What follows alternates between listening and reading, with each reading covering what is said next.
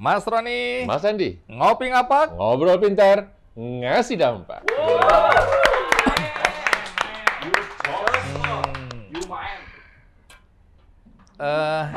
Mas Roni, jujur aja, selama menjadi host di acara Ngopi Ngapak ini, saya banyak belajar tentang Banyumas Raya dan sekitarnya dan potensinya yang luar biasa ya. Betul, betul. Jadi waktu awal-awal saya ingin menghabiskan masa tua saya di Puerto Rico ini, itu saya terkaget-kaget pada potensi gulanya dulu.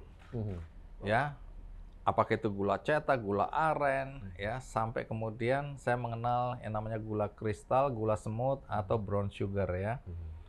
Karena di tanah yang saya tempati sekarang itu banyak sekali pohon kelapa. Tapi pertama yang memberikan impresi menyedihkan sebenarnya adalah jumlah orang yang jatuh dari pohon kelapa. Betul. Para penderes itu ya.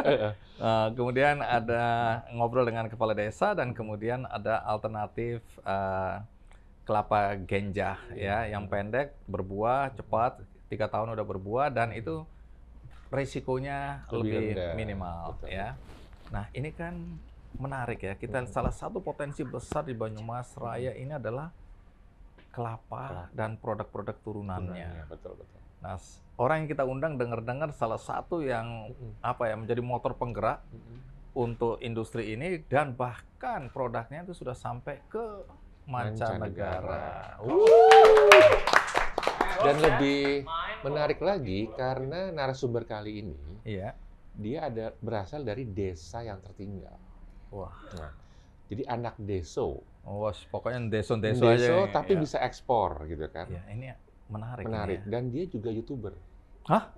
YouTuber juga. Punya podcast juga. Nah, itu menarik. Makanya kita coba perkenalkan. Tunggu, followersnya berapa? Nah, kayaknya di bawah Ngopi Ngapak seperti itu. Bukan, kita menumpang. Oke, menarik. Siapa gerangan dia? Orang Ngapak, orang kepenak. Nonton Ngopi Ngapak, itu suka gemesin. Kancah sedulur, yuk kita simak dari Banyumas Raya, Mas Ahmad Sobiri.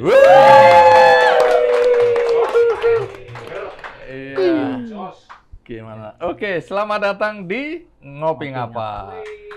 Panggilannya keren banget loh ini, Mas Sob. Mas Sob. Oke, Mas Sob silakan duduk. Baik. Baru datang aja kopiku jadi rasanya manis. Nah, ini kalau dulu nih ya, saya nggak tahu perkembangannya sekarang. Waktu saya datang dan melihat begitu banyaknya pohon kelapa, saya tanya teman-teman pegiat gula, saya tanya ada berapa banyak pohon kelapa di Banyumas Raya. Katanya itu hampir 500.000 batang pohon. Betul. Nanti jelasin ya, Betul, apakah Bang. benar itu. Betul, Bang. Berapa banyak penderes? Itu kurang lebih 28-30 ribu orang yang mencari makan melalui pohon-pohon kelapa yang tadi. Cuma saya nggak berani tanya berapa banyak yang jatuh dan meninggal. Mungkin nanti ada itu. Saya nggak tahu. Ada klip bagaimana orang menderes itu seperti apa ya? Iya.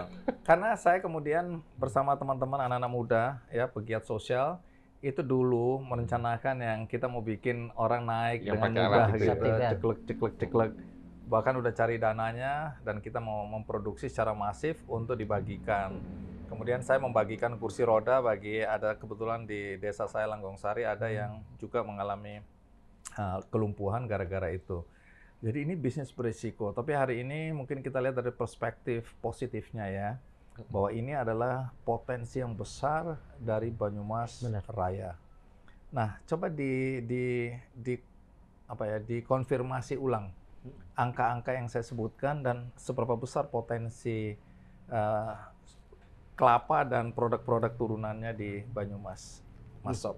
Ya, terima kasih Bang Andi, Pak Roni. Benar, jadi Banyumas sendiri kurang lebih untuk petaninya, untuk petani yang usaha di gula kelapa ini mendekati 30.000. 30.000 dengan kapasitas produksi sehari itu 154 tonan. Itu data terakhir 2019. Per hari. 154 ton. 54 ton. Ya, baik. Itu Banyumas saja. Banyumas saja. Banyumas saja. Kalau per tahun berarti kurang lebih data yang masuk diekspor itu 55.000 ton per tahun. Itu dengan kapasitas itu sebenarnya semakin tahun semakin berkurang. Berkurang karena rata-rata petani penderes itu setiap tahun kayak apa ya, generasi terakhir. Jadi tidak ada yang istilahnya petani itu menyiapkan anaknya suruh menjadi penderes lagi. Malah semua kalau bisa jangan anaknya kalau jadi bisa penderes. Jangan gitu kan. Ini ancaman ini berarti. Betul. Terus. Nah, dari itu memang harus ada solusi. Tadi sampaikan Pak Roni bahwa ada kelapa genjah tadi juga di Cilongok ya Pak ya. Kelapa genjah itu bisa menjadi solusi. Solusi untuk meminimalisir angka kecelakaan. Walaupun kualitas kelapa yang dimaksud itu belum terbukti secara ini, karena memang kualitas kelapa yang terbaik. Rasa manisnya makin tua kan makin manis atau makin bagus ya? Ya betul. Jadi memang terbaik untuk varietas kelapa ya kelapa dalam. Kelapa dalam itu yang sekarang ada di desa-desa yang tingginya 10 meter, 20 sampai 30 meteran itu. Genjah ini walaupun cepat itu 3 tahun aja sudah berbuah ya dan bisa dipanen ya, tapi kandungan gulanya, glukosanya lebih rendah. Walaupun kalau dibandingkan itu 5 pohon kelapa dalam itu sebanding dengan sekitar 10 sampai 15 kelapa genjah. Walaupun kadang kita lihat di tepi jalan, tepi pantai dan sebagainya biasanya ada kelapa yang pendek, buahnya lebat gitu kan. Tetapi untuk buah tapi untuk dideres, diambil niranya itu tidak sebagus, tidak kualitasnya kelapa dalam. Itu pohon-pohon yang tinggi ya. Betul. Baik. Yang menarik ya Mas Roni, kenapa kita undang Mas Sob ke sini? Karena tadi ya, kita lihat bahwa jumlah penderes itu makin berkurang. Artinya kalau kita biarkan tingkat produksi ini juga menurun. Betul. Sementara saya nggak tahu permintaan bagaimana. Justru permintaan semakin banyak. Bahkan saya baca data itu justru permintaan gula semut akan semakin hari semakin meningkat. Karena memang di sana sudah, kalau di luar negeri sudah jadi substitusi. Sudah pengganti gula yang lebih sehat, pemanis yang lebih sehat. Brown sugar ini ya. Brown sugar atau coconut sugar Coconut sugar. Nah, tetapi ya itu tantangan ataupun ancamannya semakin berkurang petaninya. Nah, makanya memang harus ada solusi yang bagaimana generasi selanjutnya itu mau gabung secara ini bertani, tetapi dengan cara yang baru, dengan teknologi, kemudian dengan berkelompok dan lain sebagainya, sehingga bisa mencari solusi bareng-bareng. Jadi tidak hanya istilahnya regenerasi petani tidak hanya jadi tanggung jawabnya keluarga di petani saja, tetapi bisa menjadi di sharing bareng di kelompok tani. Nah, Mas Roni, ini yang sedang dilakukan oleh Mas Sobirin ini.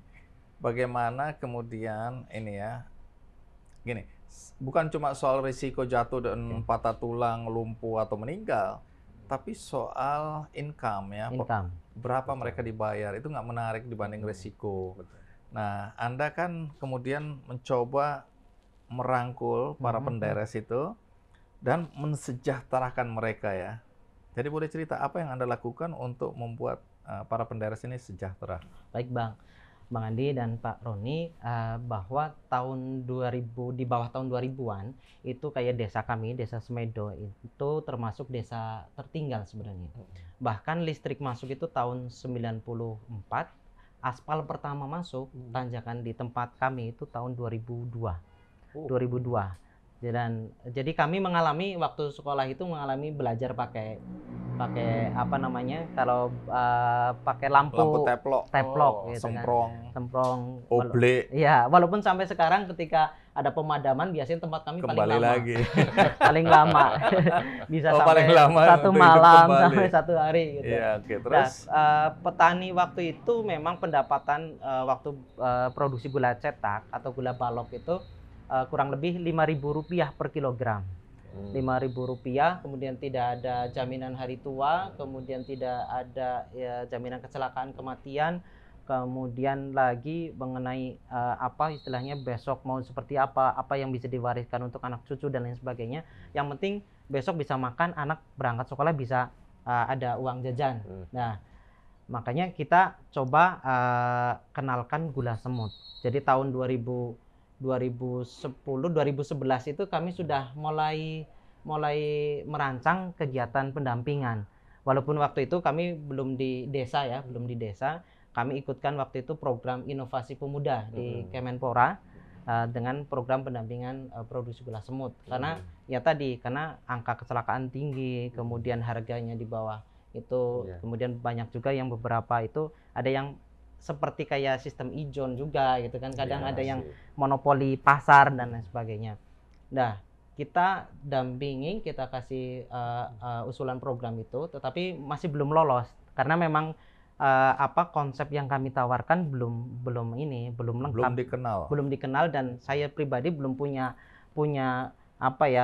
keilmuan ke situ gitu, karena memang baru baca di artikel online ada peluang gula semut ekspor, kemudian kita ajukan saja, jadi secara teknis kami nggak paham. Tahun berapa itu?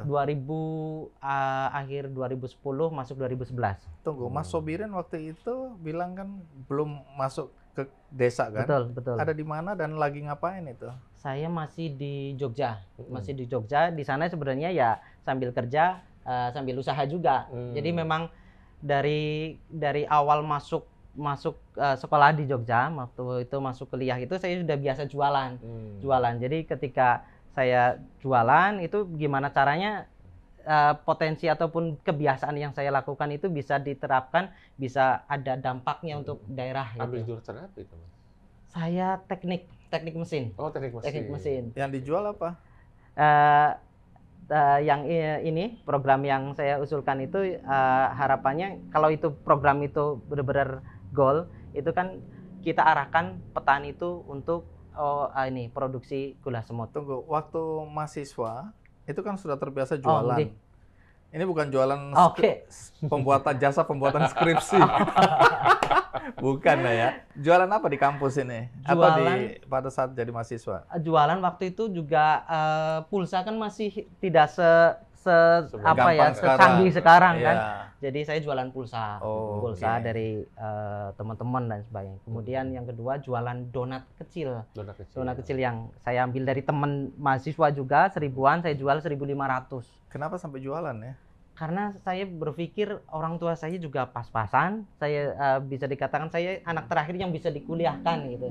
Kuliahkan ya, kalau kakak-kakak lebih kuliah itu bayar sendiri ketika sudah kerja dan sebagainya.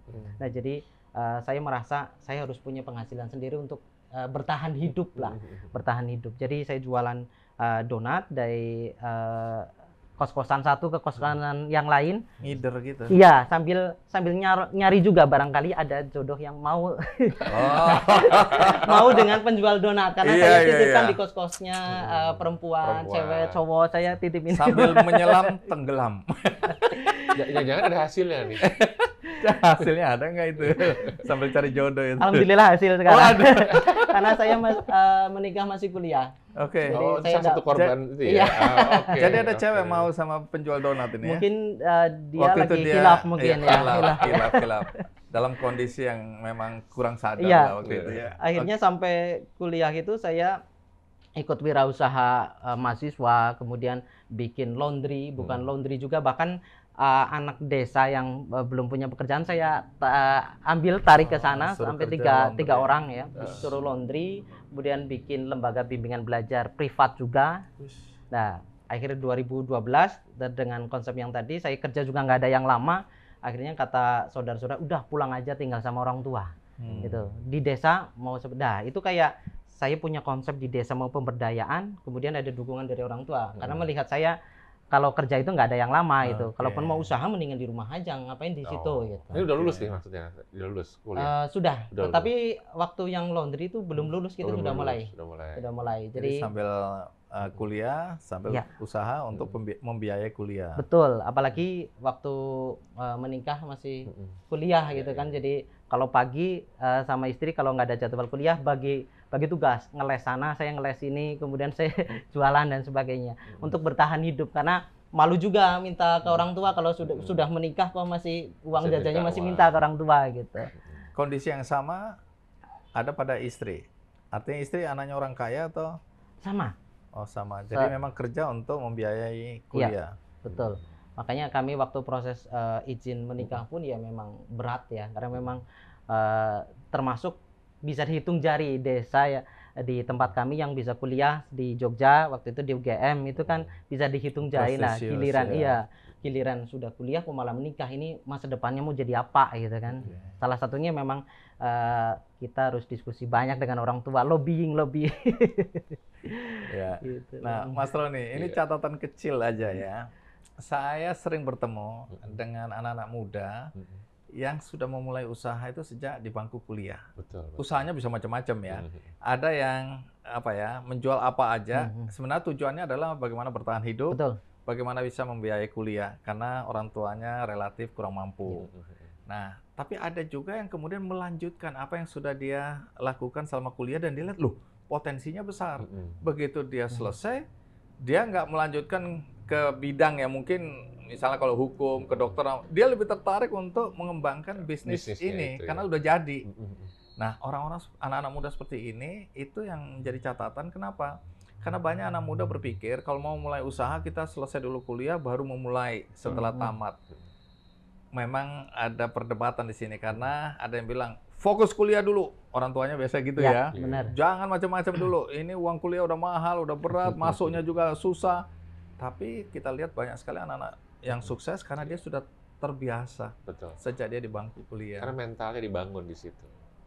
Dan ini waktu dari kampus terus akhirnya gitu ya balik. Nggak sempat berpikir untuk kan tadi urusan teknik mesin gitu ya. Terus nggak sempat mikir melamar untuk. Sempat sebentar ya di daerah Cilegon itu pusatnya. Oh sempat kerja juga. Ya, kemudian di Jogja juga masuk suruh bantu di finance. Di finance juga, tapi rata-rata ya paling setengah tahun juga. Gitu. Jadi nggak ada yang lama, nggak ada yang betah. Nggak ada passion di situ, nggak ada calling, nggak ada lentera jiwa di situ. Oke, jadi terus akhirnya pulang kampung. Kalau pulang ke rumah lebih ke bukan basic keilmuan yang saya bawa, tetapi lebih ke bagaimana apa yang menjadi masalah di keluarga saya, karena itu lebih banyak keluarga. Kayak kakak ipar saya itu sudah jatuh 4 kali dari pohon kelapa. Astaga. Sininya sampai patah, bahkan sempat istirahat sampai berapa bulan dan sekarang masih aktivitas lagi melakukan denda. Dari situ saya sering apa yang bisa saya kasih solusi untuk mereka gitu kan. Apa yang perlu kami bikin program apa gitu kan. Ketika pulang ya karena kalau awal pulang kita nggak langsung terjun ke petani ya. Karena saya bahasa di kampus dengan bahasa di kampung kan beda juga. Ya, jadi harus mempelajari dulu, Kemudian kami usaha jamur waktu itu, jamur tiram, budidaya jamur tiram. Sambil budidaya kami kumpulkan warga sekitar yang waktu itu orang tua saya, bapak saya itu kan ketua RT. Jadi warganya dikumpulkan, kita ajak itu. Kalau kita bikin kelompok tani, kemudian kita full bikin gula semut, bagaimana gitu kan. Ya, respon awalnya gimana? Responnya ya ada yang bersemangat, ada yang istilahnya nggak ini ya, kayaknya nggak masuk akal gitu, juga buat apa sih gitu. Nggak terlalu tertarik ya. Karena ini kan jualan es apa gitu? Nah, waktu jualan es itu ketika es keliling. Jadi es yang model apa ya, yang kita suntik, dikaretin aja gitu ya. Yang kita suntik air biasanya terus dimasukkan freezer. Itu masa transisi kasih ketika termos. Masa transisi ketika saya jualan budidaya jamur tiramnya, alhamdulillah bangkrut ya.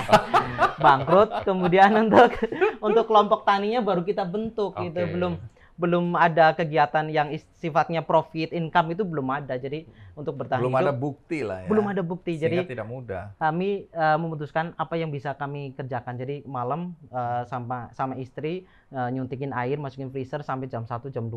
Kemudian pagi setelah subuh kita mulai keliling, titip di sekolah-sekolah SD di kampung. Kalau saya hitung-hitung, kalau laku semua itu paling untung 20.000 bersih ya per hari. Terus tapi kami tetap istilahnya kami bersemangatnya bahwa tetap harus bergerak. Daripada karena sudah menikah, sudah punya anak, waktu itu juga anak kedua lahir juga gitu. Jadi saya berpikiran saya harus bertahan hidup di desa. Katanya awal-awalnya banyak yang mencibir juga ya. Ada saudara yang mencibir banyak gitu ya. Yang mencibir. Kenapa mereka mencibir? Karena tadi yang Bang Andi sampaikan bahwa anak desa kuliah apalagi masuk UGM pasti pulangnya kan dengan embel-embel profesi, sarjana, gelar, iya. kemudian kerja di mana. Nah, ini pulang usaha Pulang, jamur. iya. Anak SD aja bisa Nggak gitu usah kan. kita kuliah tinggi-tinggi kalau gitu Betul. ya. Dan yang paling menarik satu, jadi ketika saya nganter es ke satu penjual, beliau menyampaikan gini, Mas, jenengan kan alumni teknik mesin UGM ya Mas, gitu kan. Iya betul Pak, sudah tanya cuma itu toh. Tapi sakitnya gitu kan, sakit dalam dodolan es. Nah Kalau itu gini dengan nggak kata usah lain kuliah. Tapi dia nggak ngomong itu, cuma tanya depan Iya. aja. langsung gitu. Itu aja langsung Saya menohok. pulangnya sambil bawa es, sambil melamun Iya. saat hujan rintik-rintik gitu kan. Jadi Ada lengkap tim song sudah, sih, lengkap pasang sudah, tim song gitu ya di belakangnya biar keren. lengkap sudah penderitaan sambil jalan. Iya ya, saya usaha tetap memang ini halal, tetapi harga diri juga perlu diperjuangkan ya dalam artian. Bukannya jualan es itu nggak punya harga diri, tapi waktu orang lihat, wah sudah ke Jogja, UGM, teknik mesin, udah pernah kerja bahkan di Iya. industri di Cilegon, pulang-pulang dodolan jamur. Nah, akhirnya kami berpikiran kita harus bangkit walaupun kita jualan es tetap jalan besoknya, bukan akhirnya kayak murung besok nggak jualan, kita tetap jualan, tetapi harus sambil mikir sama istri apa yang bisa kita kita kembangkan untuk profit, karena jamur sudah rugi, sudah bangkrut, dan itu modal dari kakak, jadi saya harus masih punya tanggungan untuk bayar hutang itu. Jadi bahkan ya tadi benar, jadi dari orang tua sampai bilang, kamu sih mau jadi apa sih di desa seperti ini? Apa ijazahmu nggak laku? Apa daftar perangkat desa aja? Itu ada lowongan. Waktu itu ada lowongan perangkat desa. Sama istri bilang, gimana saya daftar aja apa gimana gitu. Kadang pada satu titik ketika bertubi-tubi kemudian sudah bertahun-tahun gitu kayak ngerasa kayak down. Kemudian apalagi ditambah omongan orang kan. Lulusan UGM di rumah kayak gini, apalagi pengangguran gitu, dan tambah sakit. Nah, orang tua itu tambah sakitnya karena orang lain itu menyampaikan ke orang tua juga. Gitu. Nah, orang tua sampai bilang mau daftar perangkat aja gimana? Saya istikharah, kemudian tanya istri juga, kayaknya jangan dulu. Jadi bahkan sudah nggak kepikiran lagi pakai ijazah saya, karena nggak mungkin saya masuk kerja pengalamannya apa, jualan es bangkrut, jualan budidaya jamur bangkrut. Mana ada orang percaya mau nerima karyawan seperti ini gitu kan. Jadi tetap akhirnya kelompok tani itu kita kembangkan. Jadi gagasan awalnya dari mana itu? Kau bilang, oke, kita lakukan ini, ngurusin penderes dan masuk ke industri gula semut ini, dari mana gagasan awalnya? Sebenarnya kalau itu kan bebarengan, Bang Andi. Jadi ketika kita pembinaan petani, kita juga usaha budidaya jamur. Cuma pembinaan lebih ke arah sosial aja, pertemuan, arisan, ngobrol. Ya ngobrolnya pun saya masih vakum karena memang bahasanya petani saya belum paham. Saya pakai bahasa Indonesia, bok dikira intelek gitu kan, gitu. Pakai bahasa Jawa halus nggak bisa gitu kan. Pakai bahasa ngoko nggak sopan gitu kan. Kemudian ketika ngomong program dan sebagainya, lah kamu usaha aja bangkrut gimana mau ngomong program gitu kan. Jadi 1 bulan 2 bulan itu kita vakum sambil jualan es itu vakum di kegiatan kelompok. Jadi ketika tadi jadi klimaksnya, jadi kita harus bangkit. Nah, kelompok itu gimana caranya, harus dikenal dinas. Akhirnya saya ke dinas pertanian. Saya punya kelompok tani, bisa dibina nggak Pak? Ketika bisa dibina nah kemudian kelompok dari dinas datang, oh iya kelompok ini ada, kemudian ada kegiatan, dinas masuk. Nah, dinas masuk melakukan pembinaan, dan di tahun yang sama kebetulan ada bantuan dari pemerintah, ada oven, kemudian ada peralatan produksi ke petani sekitar 30 paket. 30 paket kita kasihkan ke petani, sekaligus sudah punya produk kan. Produk kurang lebih waktu produk pertama 500 kg, setengah ton. Itu modal dari pinjam orang tua. Karena tadi yang dana istilahnya untuk usaha jamur aja udah habis. Jadi kita pinjam orang tua untuk beli dulu. Petani waktu itu beli sekitar hutang 8 jutaan. 8 jutaan. Kemudian saya coba dekatin dinas. Karena waktu itu yang paling cepat dan paling bisa membantu kegiatan kami adalah dinas. Karena kita berkelompok tani, pembinaan petani. Kemudian dari dinas, juga dinas pertanian, kemudian Bapeda, ada peluang juga kita kirim ke ke Semarang. Ke Semarang untuk pelatihan UMKM se-Jawa Tengah. Waktu itu dibikinkan marketplace untuk UMKM. Belum berjamur UMKM seperti sekarang ini. Nah, di situ ada kontak saya. Nah, itu mulai ada buyer yang kontak. Nah, mulai itu terbuka akses nah, ke itu pasar. mulai terbuka. Jadi besok kirim ya. Nah, waktu besok kirim kering, bingung Nggak ada. lagi. Dari mana ini, Mbak? Bingungnya gini karena itu gula belum kita oven. Iya. Ada mesin oven satu, tapi belum punya loyang, belum punya kontainer box gitu, belum punya dan sebagainya. Jadi kami sama istri gimana ini kita terima nggak? Udah kita terima.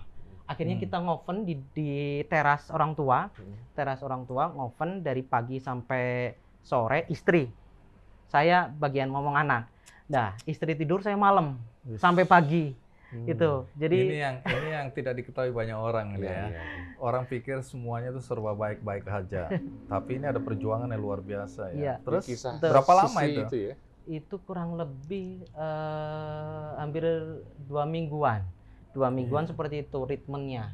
Tapi kami menikmati karena ini order pertama gitu kan. Kemudian lanjut order selanjutnya gitu.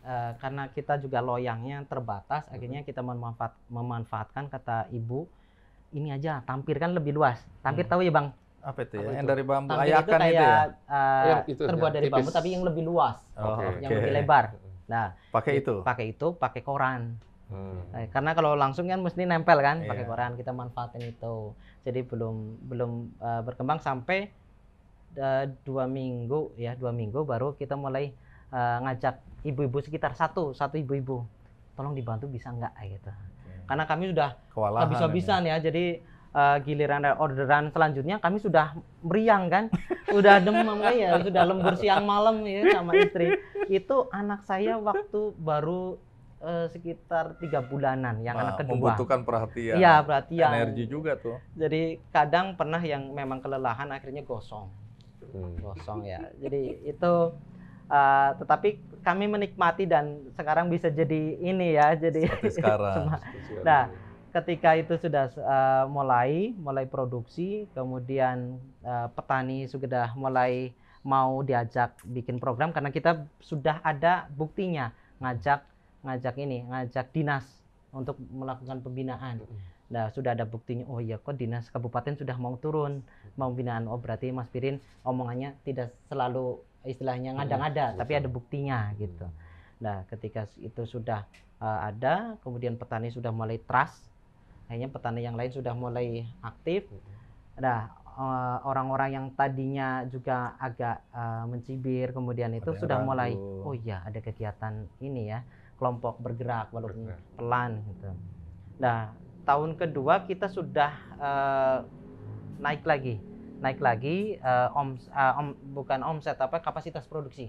Kapasitas produksi berarti 2013, 2014 dan 2015 baru di daerah yang sama, satu desa, daerah lain bikin, Mas saya bikin kelompok, mau bantu nggak, mau bina gitu. Oke, saya bantu, kami bantu bikin, bahkan kita sosialisasi, yuk bikin kelompok tani seperti kelompok tani Manggarjaya, itu kelompok tani pertama. Manggarjaya.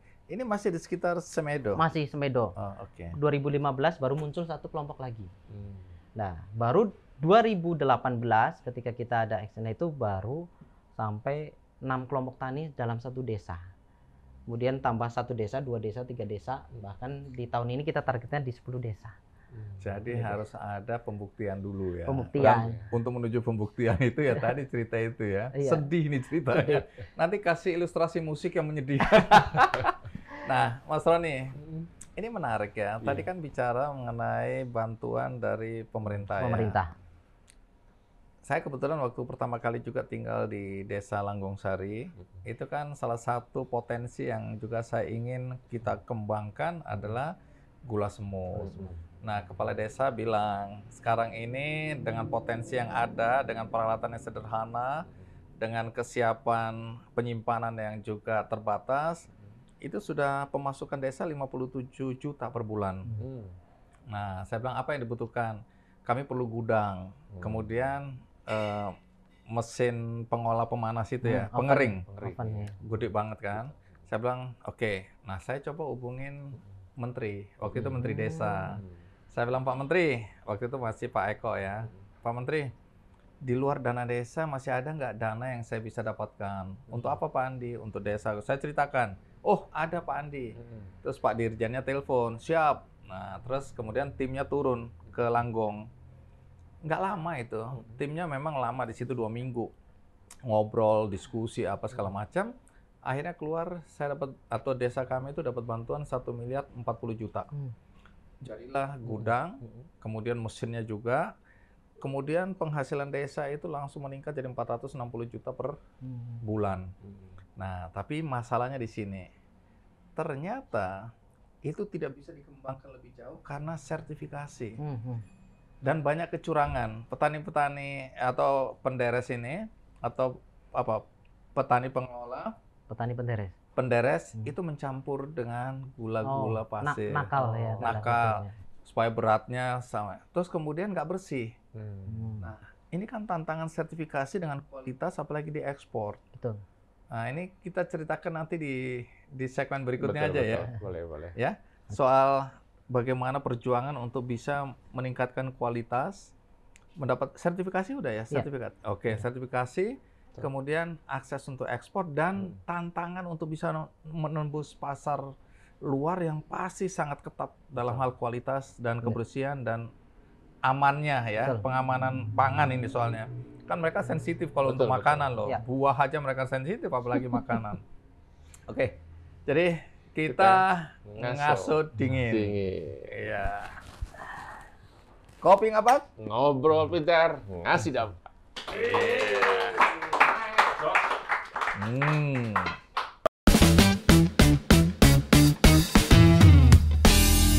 Ngopi ngapak? Ngobrol pintar, ngasih dampak.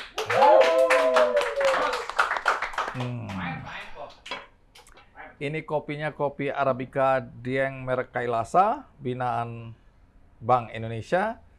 Dan brown sugarnya asli dari Banyumas. Makanya enak sekali ya. Baik, kita lanjutkan. Tadi menarik sekali berkaitan dengan kemampuan dari Mas Sob dan teman-teman bisa menembus pasar ekspor. Padahal kita tahu soal makanan kan di berbagai negara, mau Amerika kayak mau Eropa, Jepang apalagi, itu ketat sekali dalam konteks kualitas dan keamanan. Nah, itu bagaimana ceritanya ya? Kok bisa menembus pasar ekspor? Yang ini produk kami, kenapa bisa masuk pasar ekspor? Karena memang pertama kali kami lihat kegiatan apa istilahnya ekspor pun ya memang lewat media online ya, bahwa produk ini menjadi substitusi. Ini di luar negeri itu menjadi substitusi pemanis yang sudah ada. Di luar negeri katanya memang gula semut ini memiliki glycemic index yang paling rendah. Dianggap lebih sehat. Dan lebih sehat. Ya, apa tuh? Mungkin Kang Kas dulu perlu tahu.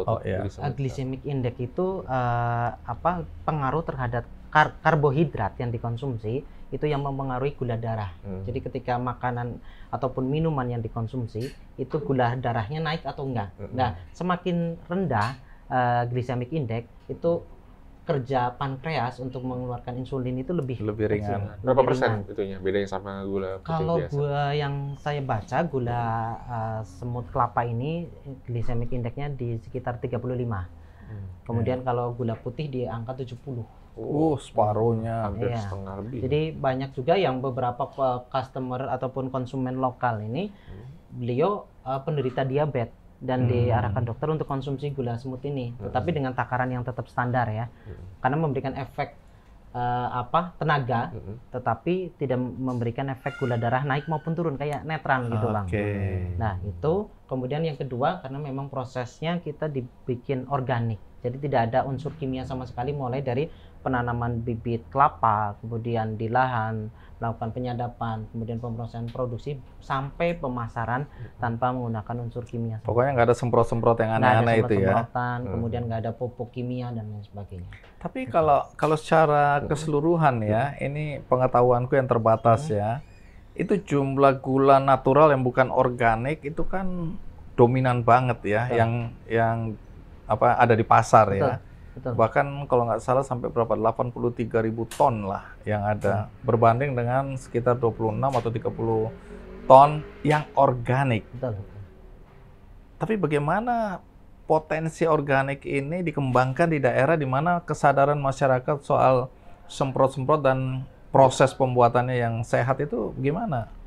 Ya, karena memang beberapa tempat kayak mengubah kebiasaan, kemudian mengubah habitnya petani ini menjadi PR besar. Karena petani tidak serta-merta ketika kita arahkan untuk bikin gula organik yang harganya lebih bagus dan itu potensinya pasar, itu tidak serta-merta diterima. Kenapa waktu itu mereka tidak Karena prosesnya lebih ribet, lebih lama. Kemudian lebih ribet, tidak boleh memakai unsur kimia sama sekali. Tetapi banyak petani yang pakai di kebunnya dipupuk karena mungkin tanaman yang lainnya perlu subur ya. Kemudian ada juga yang pakai obat gula. Kayak metabil sulfit gitu ya, sulfit itu biar gula itu manis sama lebih keras, warnanya cerah. Makanya kalau di yang gula cetak itu manis, cerah, sebenarnya bukan terlalu manis. Jadi kalau kita cium yang pakai sulfit itu agak amis. Amis ya, agak amis itu. Nah, itu cara membedakannya. Nah, mengubah itu tuh agak susahnya bukan. Karena ini sudah berlangsung turun-temurun. Turun-temurun. Dan pasarnya ada. Pasarnya ada. Kenapa harus dipersulit gitu ya? Seberapapun diterima, kondisi apapun diterima. Kenapa harus yang repot-repot harus organik? Sudah organik harus SOP, kemudian dapurnya harus bersih, tidak boleh bercampur dengan proses pemasakan rumah tangga yang lain. Ribet lah. Sudahlah, saya bikin gula biasa aja. Nah, itu yang kenapa gula organik itu lambat ya untuk ininya ya, perluasannya untuk yang gula-gula konvensional tadi. Nah, bagaimana meyakinkan petani-petani sehingga akhirnya gula organik ini ada dan bisa diekspor? Kami melalui beberapa kegiatan. Pertama memang secara door to door, jadi dari petani satu petani yang lain, bahwa kalau bikin gula yang sehat ini potensinya ekspor, harganya lebih tinggi, kemudian anaknya besok sekolah bisa uang jajannya lebih banyak. Kemudian istilahnya ketika kebutuhan untuk rumah tangganya mungkin bisa agak ini ya, untuk iming-iming petani. Kemudian yang kedua, kenapa kita melakukan pembinaannya harus berkelompok tani? Karena dengan di kelompok tani itu kita proses pembinaan akan lebih mudah. Kemudian penyeragaman SOP akan lebih lebih sama kan? Karena kalau di pertemuan kelompok gulanya si A kayak gini, dia agak malu. Oh iya, saya ini. Akhirnya dia tanya, oh iya, gimana sih caranya yang ini, gitu kan, ke petani yang B atau C yang lebih bagus. Dan tapi posisi tawar juga ya. Posisi tawar juga. Nah, kalau kita bersatu kan, yang tengkulak-tengkulak nakal ini kan nggak bisa. Sepakat Bang. Jadi ketika petani kok bergabung, itu memang luar biasa. Luar biasa. Yang pertama, kita bisa memberikan apa istilahnya daya tawar tadi, harga lebih tinggi. Kemudian yang kedua, petani dapat impact ketika berkelompok adalah bantuan dari pemerintah, pembinaan dari BI dan lain sebagainya. Itu syarat utamanya adalah berkelompok. Dan pemerintah itu tidak hanya pemerintah pusat, dana desa pun untuk pemberdayaan untuk kelompok tani kan sangat bisa kita akses. Nah, saya ingin tahu kebijakan dari Bank Indonesia ya. Kan bantuan-bantuan ini Bank Indonesia juga lebih terarah pada kelompok-kelompok ya, koperasi atau komunitas yang pokoknya jelas berkelompok, bukan orang per orang ya. Itu bagaimana kalau di Bank Indonesia kebijakannya? Mungkin bisa diceritakan bantuan yang pernah BI dapatkan. Kalau BI lebih ke pasar, pertama pasar ya, karena bisnis matching yang BI punya itu luar biasa, karena memang pasarnya pasar langsung internasional ya. Kemudian pelatihan-pelatihan ini sangat penting. Jadi era sekarang harus digitalisasi ya. Jadi ketika kayak pandemi kemarin, ketika kita tidak menaikkan penjualan marketplace untuk lokal, kita benar-benar ya ikut ini juga. Karena awal pandemi memang kita naik, karena memang permintaan luar negeri tinggi-tingginya. Mungkin sampai 50% katanya ya. 50%. Tapi ketika pandemi kedua turun. Karena harga kapal yang naiknya 10 kali lipat. Iya, jadi kapal yang berangkat untuk ngangkut kontainer ini berkurang drastis juga berkurang drastis, akhirnya dan efeknya naiknya 10 kali lipat. Kargonya. 10 kali lipat. Itu berpengaruh. Jadi stop dulu, nggak ekspor ya. Nggak ekspor. Mau nggak mau kita harus penjualan secara online. Nah, sehingga latihan-latihan yang diberikan Bank Indonesia menjadi bermanfaat di tengah vakum itu tadi. Betul. Oke, pelatihan apa yang dianggap paling bermanfaat? Paling bermanfaat ya pelatihan ke manajemen manajemen usaha. Salah dalam artian di dalamnya ada yang namanya financial finansial ya. Betul. Kita kadang kan UMKM kelemahannya di pencatatan Laporan. ya. Literasi keuangan lah ya, Nah, itu. manajemen keuangan. Ya, itu kemudian digital marketing, Digital marketing. kemudian difasilitasi juga tidak hanya teori tetapi testimoni-testimoni, jadi orang-orang yang istilahnya pelaku UMKM yang bisa bertahan, bisa naik. Nah, kita akhirnya bersemangat gitu kan, semangat. Bahkan yang terakhir bisnis matching. Jadi dari BI itu Bank Indonesia ngajak kemarin terakhir calon investor dari Jepang. Dari Jepang. Kemudian ternyata tanggapan dari beliau sangat luar biasa. Bahkan gimana caranya Smedo Manisen nanti banyak di Jepang gitu, kata beliau. Wow. Gitu. Di mana-mana ditemui katanya. Nah, ini menarik ya. Iya. Mas Roni kan kemarin ke Jakarta. Betul. Karena ada buyers dari Singapura untuk kopi ya. Terus kemudian ini kan baru datang dari atas Dieng, Banjar. Betul. Itu dibawa buyersnya ke sana ya? Betul, dari Singapura kita datangin untuk melihat langsung plantationnya seperti apa, prosesnya. Karena mereka mau tahu proses di belakang layarnya kan. Oke. Yang Yang konteksnya organik juga nih ya? Organik juga. Jadi itu maksudnya dia mau lihat single origin itu benar-benar terjadi. Betul. Sampai begitu. Nah, ini business matching tadi ya, mempertemukan antara buyers dengan produser ya. Termasuk yang kemarin kita ikut ke Singapura juga. Kita pameran ke Singapura, bahkan termasuk salah satu produk yang habis diminati di Singapura, di fasilitas Bank Indonesia juga. Tadi ada kopi, ada gula ya Pak ya. Itu kita... Berarti ada kopi, ada gula, ada semut. Nah. Iya. Garing ya, garing sih, tapi ya tolong ketawa lah. Jadi ini Mas Andi memang strategi BI itu memang terbukti kan. Kita ada yang korporatisasi, artinya pembentukan kelompok, entah nanti gapoktan, operasi atau bahkan PT gitu ya. Karena itu di situ dari pusat awal, karena di situ nanti pemberian bantuan bisa datang, akses pasar bisa masuk gitu ya. Jadi terbukti. Tapi memang ini saya juga mau minta Mas Sob ini untuk sharing juga ke kancah sedulur. Karena gini, misalkan tadi kan diceritakan bagaimana sulitnya untuk membentuk suatu kelompok, nggak gampang. Dan udah punya turun-menurun, tiba-tiba masuk ke organik. Tapi gini, organik itu nggak gampang karena dia harus memurnikan tanah dulu gitu. Nah ini memang Mas Sob udah banyak pengalaman down terus gitu ya, tadi banyak pengalaman gitu ya. Penderitaannya udah cukup panjang. Udah banyak. Tapi gimana bisa sampai meyakinkan shifting itu sangat penting, karena saya mau sharing juga ke teman-teman yang lain. Gimana tuh sampai harus berkorban cukup. Kan kalau misalkan dia pemurnian kan bisa jadi ada waktu yang terbuang ya untuk tidak berproduksi. Itu gimana? Itu susah itu biasanya. Betul Pak Roni. Jadi masa transisi tanah itu kalau dari konvensional ke organik itu minimal 3 tahun. Lama sekali. Minimal 3 tahun tidak dipupuk kimia sama sekali. Itu dibiarkan. Jadi kalau sudah mulai 3 tahun itu baru masa transisi, belum organik. Kalau organik bisa minimal 5 tahun, 10 tahun dan lain sebagainya. Makanya di sertifikasi organik yang internasional itu nanti di farmer list-nya muncul bahwa terakhir dipupuk kimia tahun berapa. Ya, karena memang tidak hanya muncul di tulisan saja, tetapi nanti tim auditor itu ya benar-benar ngambil tanahnya, sampel, ngambil daunnya, dicek benar-benar di uji lab, benar nggak apa yang disampaikan gitu kan. Itu gimana pada saat itu minta cash flow terganggu?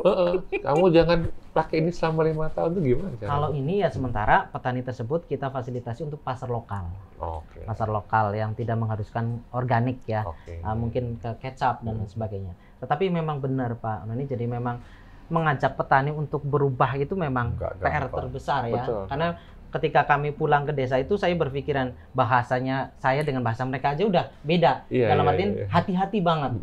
Harus hati-hati banget. Nah, ketika kok mengubah apa yang menjadi habit itu kan itu juga PR lagi gitu.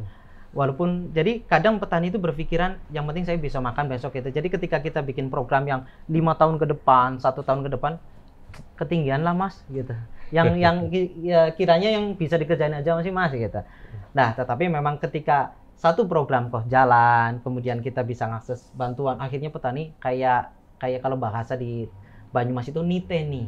Niteni itu kayak mengamati. Jadi ketika ada action itu, kemudian ada buktinya baru percaya. Iya, masuk-masuk kayak contoh ponakan saya sendiri, dia dulu sampai bilang, "Wah, kelompok juga 1 bulan pasti bubar." Nah gitu kan. Karena memang pada waktu itu yang mereka tahu kelompok tani itu dibuat untuk menurunkan dana pemerintah. Betul, betul. Untuk syarat. Jadi ketika dana turun, proyek aja. ya betul. Nah, jadi ketika dana turun, bantuan habis, kelompok juga bubar. Oke, ternyata. Nah, ternyata kami buktikan enggak. Akhirnya keponakan yang saya sampaikan itu sekarang menjadi justru jari jurkamnya kelompok tani. Wah. Iya, mereka yang mencibir, yang ragu, yang nggak percaya, justru sekarang menjadi juru bicara. Ya, juru bicara. Bahkan jadi beberapa tempat akhirnya kayak berbondong-bondong pengen masuk. Ada berapa kelompok jadi sekarang? Karena sekarang kurang lebih 14 kelompok tani. Berapa orang tuh per kelompok? Sekarang kurang lebih ya 40 sampai 50 per kelompok. Ya kurang lebih sekarang yang benar-benar aktif sekitar 500. Kalau targetan kami di 10 desa itu adalah 1000. Target. Nah, sekarang saya tertarik soal apa dampak ya betul. yang dihasilkan dari kegiatan ini terhadap petani penderes misalnya ya. Saya dengar sudah ada asuransi, tapi nanti ceritakan. Tapi kita mulai dari harga dulu. Oke. Kalau dari pemahaman saya waktu 3 tahun yang lalu masuk ke sini, kan saya banyak tanya-tanya juga. Saya ingin tahu potensi. Harga waktu itu kalau nggak salah 9.000 per kilogram. Betul. Tapi kemudian saya kaget-kaget, Mas Sobirin pernah bilang mencapai 27.000 21 kalau di tingkat petani. 21 per kilogram, 21.000 ya? Iya, betul. Nah, kemudian kemarin sempat turun. Ya, jadi 19. Itu pun udah bagus itu. Betul. Dibandingkan yang dulu. Iya. Nah, tapi boleh tahu sekarang perkembangan harga dan dampak terhadap petani penderes. Iya, Bang Andi, Pak Roni. Jadi sekarang memang harganya itu turun ya. Turun karena memang efek tadi tertahan ya. Akhirnya memang gimana caranya petani tetap survive, bertahan, produksi, kami bisa terima. Nah, dan harganya kurang lebih sekarang di angka 16 ribuan. Nah, tetapi dibandingkan harga cetak itu kan masih tetap lebih tinggi gitu kan. Dan dampak ini sebenarnya ya cukup terasa di tingkat petani karena memang petani rata-rata yang punya tanggungan bulanan atau perbankan, hutang perbankan itu kan akhirnya wah nggak nutup Mas ini dan sebagainya. Tapi ini juga yang perbankan ini sebenarnya sudah satu langkah lebih bagus karena memang dulu awal-awal kita masuk mereka perbankannya banyak. Ada yang nagih hari Senin, ada yang nagih hari Selasa. Kalau kami nyebutnya bangun ucek-ucek. Jadi bangun tidur ucek-ucek udah ditagih gitu kan. Ya, jadi kemarin pinjam besok udah ditagih. Ini termasuk yang renten ini gitu ya? Nah, kita arahkan sekarang walaupun perbankan tapi ke kredit usaha rakyat. Nah, pakai kur ya? Ya, pakai kur. Itu saja bermasalah ketika harga turun.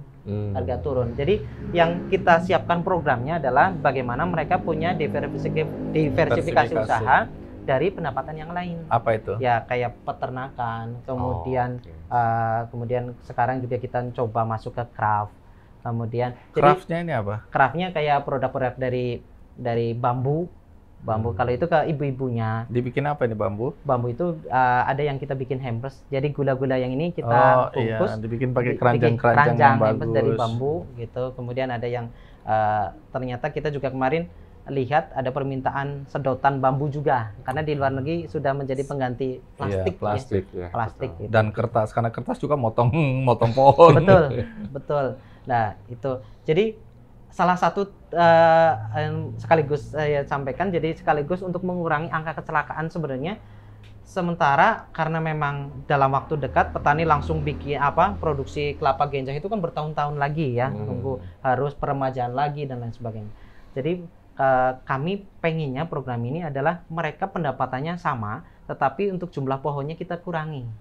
Jadi contoh pendapatan 20 pohon 5 kilo atau 10 kilo lah gitu. 10 kilo. Kemudian bagaimana mereka bisa melakukan proses penyadapan 10 pohon tapi harganya pendapatannya seperti sama. 10 kilo. Nah, yang waktu itu harapannya kita bisa alihkan untuk mungkin beternak. Kemudian bikin pupuk organik dan sebagainya. Karena bisa jadi menurut saya angka kecelakaan itu bukan hanya masalah istilahnya mungkin licin saja, tetapi karena faktor kelelahan. Dan usia. Kadang-kadang kan mereka dalam usianya sudah 50-60 masih ngenderes. Betul. Di belakang rumah saya kadang-kadang lihat tingginya saya gitu udah deg-degan. yang naik saya lihat usianya kok udah makin Ya. lama makin tua aja kan. Ya, betul. Jadi deg-degan karena mereka harus bawa tempat itu naik atau gelondang di atas dan seterusnya. Dan itu beberapa pohon. Betul, betul. Jadi Betul. kelelahan tadi ya. Betul. Dan itu yang sedang kami siapkan bagaimana petani pederes itu nanti ada pensiun. Oh. Jadi 60 tahun itu harapannya pensiun gitu. Oke. Makanya kami juga daftarkan di BPJS Ketenagakerjaan.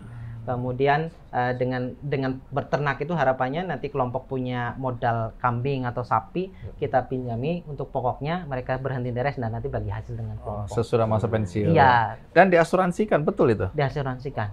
Kami cover untuk BPJS Ketenagakerjaan petani yang tergabung di pembina. Wah, menarik ini. Jadi tidak hanya pada saat produktif ya, Iya, bisa betul. seperti itu. Betul. Dan ini nanti kita bisa kembangkan juga kaitan dengan pengembangan peternakan nanti, Mas Andi. Kita kan ada proyek lagi yang lain ya, nanti Oke. kita bisa Jadi ini kawinkan. ekosistemnya juga yang nanti Ekosistemnya kita jadi. bentuk ya. Menarik ini. Jadi ada masa di mana mereka produktif sebagai penderes, pensiun, tapi tidak kemudian nganggur. Ya, tapi ada lagi kegiatan lain yang bisa dilakukan dalam usia mereka ya, yaitu betul. di bidang peternakan. Benar-benar. Tapi nggak ada rencana ini ya, menemukan teknologi baru biar penderes itu aman gitu loh. Kalau untuk seperti safety, kemudian alat panjat itu, kalau kita ngambil buah kelapanya itu bisa diterapkan karena bisa manjat, nggak usah naik. Kalau kami bahasnya pelepah itu papah ya, nggak harus naik. Kalau naik kan repot lagi kan, Menderes. alatnya harus ditinggal Iya. naik dan sebagainya. Itu malah justru beresiko. Jadi petani sudah kita edukasi beberapa kali pakai safety belt, bahkan kita pernah undang komunitas pecinta alam dengan itu kan pasti ada solusi dengan tarik kemudian dilingkari dan sebagainya. Petani masih belum bisa ini, Nggak terbiasa. Iya, karena petani merasa ribet, mengganggu. Bahkan beberapa petani kita jumpai di desa, bahkan kalau deres nggak pakai kaos ya Pak Bang ya. Iya, Nggak pakai telanjang kaos. dada. Kenapa? Ribet, keringetan, pasti berkeringat dan sebagainya. Jadi Iya, betul, apalagi betul. tambah safety belt. Tambah itu, lagi kan. macam-macam. Nah, itu Padahal yang licin itu ya, ya. makanya kami Hujan. memang jangka panjangnya mungkin kita arahkan ke apa istilahnya untuk kelapa yang lebih pendek, genja. Genja Kemudian tadi ya. kita siapkan lagi tadi diversifikasi usaha biar mereka dapat penghasilan lagi. Kemudian gimana caranya? Besok juga kita pengembangan turunan dari kelapa karena kan banyak sekali, tidak harus diambil niranya kan, mulai dari batoknya, dari arang batok, dari tepesnya bisa jadi kokopit, kokofiber, itu juga ekspor juga, dari dagingnya bisa jadi desiccated ya atau ampas kering, kemudian bisa jadi VCO juga, virgin coconut oil. Terus airnya juga kita manfaatkan gitu. Kemudian pohonnya biasa dipakai juga gitu kan. Lidinya bisa jadi piring lidi. Nah, itu semuanya termanfaatkan. Jadi tidak harus jadi nira saja. Cuma satu hari berarti produk ini hilang ini. Produk gula kristal, artinya pivot ke produk-produk turunan lain atau shifting ke situ atau gimana? Ini bisa jadi karena memang tantangan ke depan substitusi pemanis itu sementara mungkin coconut sugar paling bagus. Tapi nanti Tetapi akan besok datang akan ditemukan yang pasti lain. Kita ditemukan harus yang lain. mulai persiapan dari sekarang. Oke. Bagus nih, bagus ini. Persiapan Iya, dari sekarang. antisipasi ya. Betul. Coba Jadi, Mas Sob, diambil tuh produknya, kita tunjukin ke kancah sedulur. oke. Apa bedanya hijau, kuning dan coklat ini? Ini apa ya? Mencerminkan rasa mungkin, Bang. Jadi kalau ini ada kunyit, kemudian pakai ada kunyit. daun Hah? sirsak. Kalau Kunyit. ini Oh, temulawak ini. temulawak, kemudian ada jahe kayu manis. Oh, jadi ada cita rasa yang berbeda-beda. Berbeda. Terus Ada yang itu paling lengkap kemasannya ini juga? rempah, itu paling lengkap. Jadi ada jahe, kapulaga, lada, sereh, daun pandan jadi Oh, satu. tapi ada yang natural. Ada yang original. natural. Original. Oke. Ini yang paling laku ekspor yang mana? Yang mana? Yang kalau untuk ekspor original. Original. Original. Tetapi kalau yang seperti ini yang kemarin dari Bank Indonesia bawa tamu dari Usulkan. Jepang itu harapannya bisa masuk semua. Oke. Kita juga beberapa sudah kirim sampel ke Korea, kemudian ke Belanda juga. Tanggapannya bagus. Tinggal nanti sepertinya bulan ini nanti Ini ada kalau kabar. kancah sedulur mau beli di mana ini kalau di Iya, Indonesia? caranya gimana? Kalau beli ini bisa di marketplace sudah ada semua. Kemudian lewat WhatsApp kami juga ada admin kami. Di IG bisa ya? Di IG juga ada Semedo Manise atau ke Semedo langsung. Di mana itu? Semedo langsung berarti di Desa Semedo Kecamatan Kuncen. Sekaligus langsung jalan-jalan di sana ya. bisa main ke Curug juga. Tetangga desa saya. Saya kalau pulang ke Jakarta lewat lewat sini. Iya, Iya. Pekuncen ini desa mereka. Tapi nggak sampai ke Smedonya. Belum mungkin ya, Bang. Pekuncen baru langsung bablas ke Purupuk, Bumi Ayu, Purupuk, iya. Bumi Ayu, Tegal, Jakarta. Ini udah berapa ini negara nih Mas Sob? Kalau yang saya dapat datanya, karena ada juga yang kita pihak ketiga, katanya gula kami sudah di 17 negara. Wah, 17 negara ya? Wow. Berapa ton akhirnya sebenarnya? Tertinggi produksi kami yang kami kirimkan kurang lebih 50-an, 50 ton. 50 ton. Itu yang Oh. tertinggi yang jadi kami- nilai tertinggi dalam penerimaan uang ya hasil ekspor itu berapa pernah tertinggi? Kalau itu sebenarnya apa ya? Kalau dari omset kemudian dari profit itu kami di bawah 5% sebenarnya, Bang. Karena kita masih kerjasama dengan pihak ketiga. Oke. Kemudian dari itu juga kita bagi lagi untuk pemberdayaan, kemudian Iya. untuk bayar BPJS Ketenagakerjaan, untuk maintenance peralatan petani dan sebagainya. Jadi kalau itu ya lumayan sih, Bang, gitu. Cuma kalau lihat omsetnya, tapi kalau lihat dari Kalau profit bagi-bagi tadi, iya. memprihatinkan lagi, Bang. Sebenarnya Oke, nggak masih- apa-apa. Ini kan tadi kita sepakat bahwa memang ada dampak sosial yang sebenarnya ingin didapatkan ya melalui kegiatan-kegiatan usaha ini. Karena pemberdayaan petani, ya petani penderes ini termasuk keselamatan tadi Betul. ya, termasuk masa depan mereka. Ini kan sesuatu yang berdampak panjang. Jadi kalau kita mau ambil profitnya semua, ini nggak terjadi Iya. nih. Iya, Betul. benar, Bang. Oke, Itu lebih jangka panjang. jangka panjang. Terima Apa kasih. komentar Mas Roni terhadap apa yang dilakukan oleh Iya. Mas Sob kita ini? Jadi dari kami, dari Bank Indonesia melihat bahwa kita on the track gitu ya, pada saat mengembangkan UMKM. Mulai dari tadi bagian pembentukan kelompok, kemudian nanti pembelajaran, peningkatan kapasitas, itu terjadi. Dan terakhir kan kita juga ngasih untuk fasilitasi pembiayaan ke bank, sama akses pasar ke luar negeri. Nah itu kelihatannya memang digayung bersambut dengan teman-teman kelompok. Dan yang penting tadi seperti diceritakan bagaimana menjaga kualitas dan kuantitas. Karena biasanya kelompok itu kadang-kadang kuat di kualitas, tapi kuantitasnya nggak bisa Betul. exit menyuplai untuk kebutuhan ekspor. Atau sebaliknya, tadi ada yang nakal-nakal ditambah-tambah gitu ya, seperti itu. Nah, dan di sini kita ngeliat Semedo berhasil untuk menjaga kualitas, bahkan sertifikasinya dijaga terus ya, organik. Jadi kita melihat ini sesuatu yang mungkin nanti ekosistemnya kalau jadi bisa direplikasi ke beberapa kelompok-kelompok lain. Apalagi tadi udah 14 kelompok. Saya yakin nanti kalau misalkan kita bisa replikasi, ini nggak hanya di Banyumas saja, bahkan ke desa lain atau bahkan ke kabupaten-kabupaten lain di Banyumas Raya. Seperti itu, Mas Andi. Keren ya. Sekali lagi, ada. Iya benar. Jadi menambahkan dari Pak Roni, jadi kemarin juga ada kontak dari Jawa Timur, kita juga suruh main ke sana untuk melakukan pembinaan. Jawa Barat pun sama. Oh, gitu. Makanya kita untuk yang Jawa Barat, untuk gula aren kita kerjasama dengan petani-petani di Jawa Barat. Oke, jadi sudah keluar dari area Banyumas Raya. Betul. Ya, baik. Jadi dari Banyumas menuju Indonesia. Itu sudah terjadi. Baik, Mas Sobirin, terima kasih ya sudah mau berbagi cerita inspirasi di Ngopi Ngapak ya. Siapapun yang menonton ini nggak selalu harus pelaku UMKM, nggak harus penderes, nggak harus orang yang bergelut di bidang gula. Tapi siapa aja, karena ada nilai-nilai yang universal tadi, perjuangan, jatuh bangun, dan seterusnya. Jadi sekali lagi terima kasih sudah mau hadir, ya. Dan Pak Roni, tiada pesta yang tak berakhir. Betul, Mas Andi. Kita harus mengakhiri Kita podcast harus yang seru ini, ya. Betul, terima kasih. Baik. Kapak bukan sembarang kapak. Kapak dipakai potong terasi. Sekian episode Ngopi Ngapak. Semoga selalu memberi inspirasi. Oke, Mas Roni, Mas Andi, Ngopi Ngapak. ngobrol pintar, ngasih dampak. Senang bisa berbagi.